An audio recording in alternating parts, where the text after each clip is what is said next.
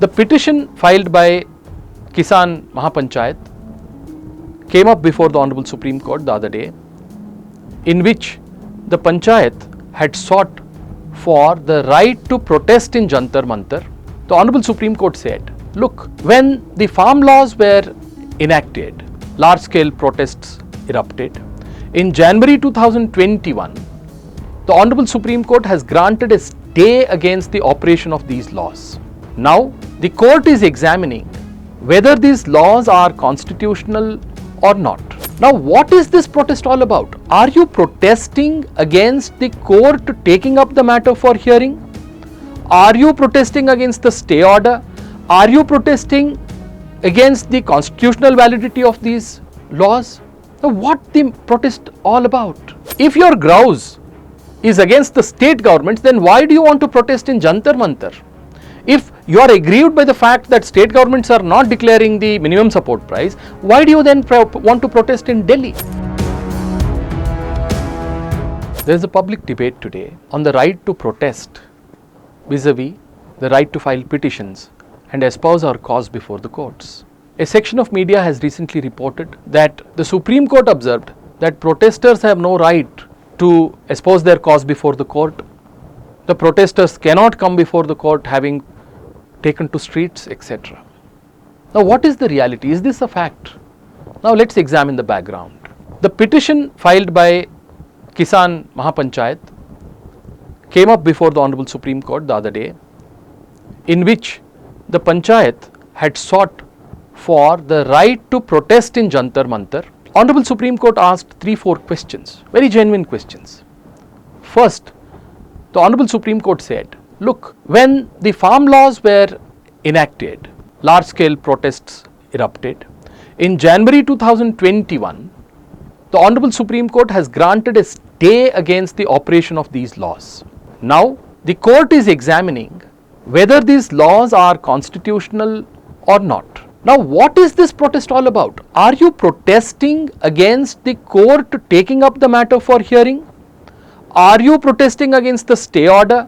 Are you protesting against the constitutional validity of these laws?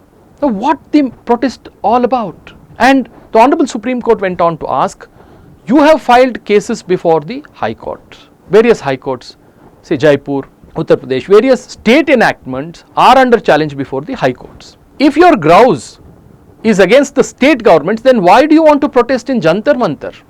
If you are aggrieved by the fact that state governments are not declaring the minimum support price, why do you then want to protest in Delhi? And more fundamentally, what are you aggrieved of? Are you aggrieved by the fact that the Supreme Court wants to take up this matter or is taking up the matter for hearing and hearing the constitutional validity of these laws? So it is completely obscure and ununderstandable as to what the protesters want. That was the concern expressed by the Honorable Supreme Court. Furthermore, the Honorable Supreme Court is now examining the issue whether the protesters can take to roads as well as to courts. If the protest is used as an extrajudicial mechanism to threaten the courts to pass the judgments in their favor, then it is completely disturbing. The very same protester who has obtained a stay order before the Honorable Supreme Court way back in January 2021 against the very farm laws is on the streets.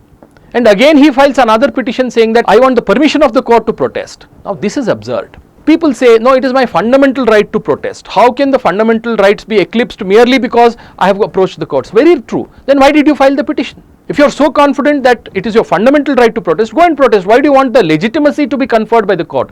The effort of the petitioner was to gain legitimacy of the Honorable Supreme Court in saying, look, I went before the Honorable Supreme Court to ask permission to protest. The Honorable Supreme Court has granted me the permission, so I have a right to protest. So whatever I do is in accordance with the Honorable Supreme Court orders.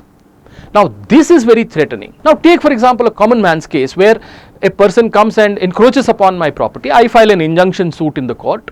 The court grants me an interim injunction, ex parte injunction, and then having obtained the injunction, I go back to the neighbor or this encroacher and say, look, I have obtained the interim order, now I will look after you, I will take care of you. Then I go and beat him, I go and protest against him. Now is this legitimate? Is this correct? Now, having obtained the interim order, you want to protest. Protest against what? That is the genuine question the Honorable Supreme Court has posed. Now, that is the question we must all pose to ourselves, that when the farm laws are stayed at the instance of these very petitioners, and these very petitioners again go and approach the constitutional courts in various states again on some other laws, then they want the permission of the Honorable Supreme Court to protest in Jantar Mantar against the state governments not declaring MSP. This is the unreasonable and capricious state of affairs.